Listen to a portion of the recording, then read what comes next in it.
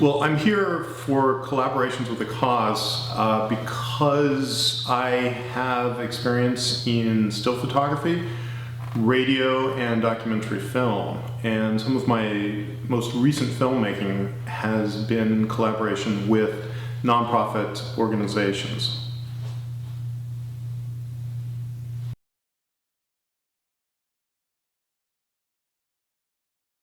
I do what I do because I feel very strongly in helping people tell their stories, and my entire professional career has been around helping people tell stories in either still photography, audio, or moving pictures.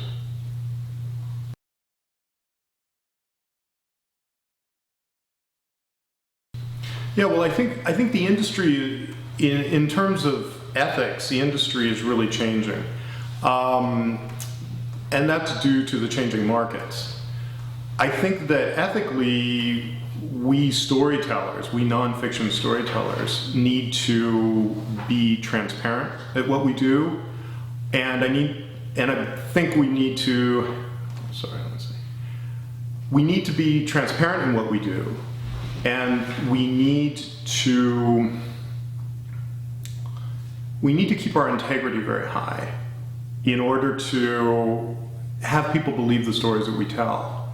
One of the pieces I'm going to screen today is about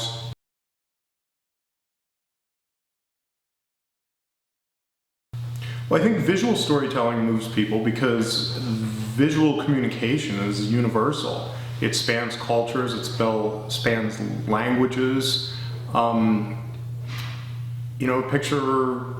Pictures are very representative.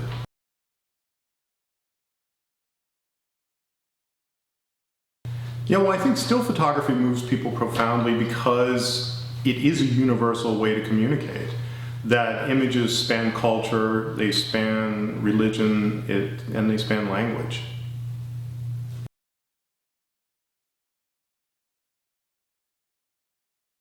In terms of disappointment in storytelling, I just try not to give up. I think that it's having the hope and understanding why something went wrong and trying to correct it and just basically staying at it.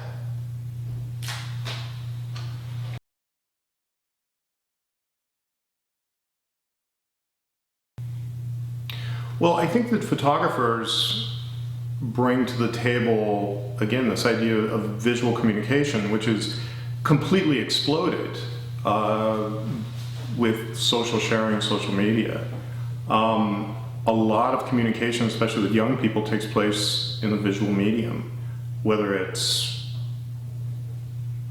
Facebook or Skype.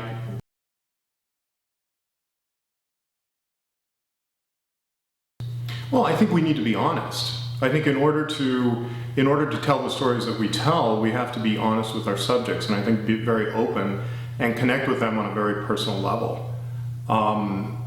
You cannot convince someone to tell you their story if they don't want to, and I never set out to do that. But what I do is I look for a connection that I can make with that person that puts them at ease, that puts them in a position where they can tell their stories. How do you do that? I think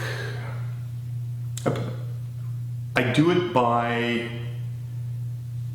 making those personal connections, by honestly caring about their story and about what they have to tell me.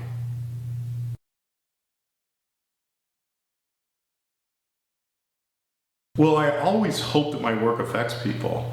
One real example where it had a positive effect was the Stop Torture in Healthcare campaign for the Open Society Foundations, where we set out to make 3 films about torture in healthcare.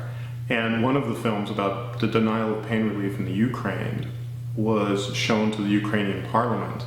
And it actually helped also through the efforts of local NGOs, but it helped get the law changed in Ukraine regarding pain medication. Do you have other examples like that you've seen? No. I don't have any other examples because it's really hard to measure how our storytelling impacts people. That's one of the things that we're talking about today is, how do you measure the impact? I think it's really difficult. And there was one speaker today that talked about, engaging first and storytelling second.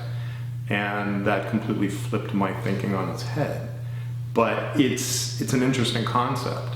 But it's really difficult to measure how our stories directly affect people.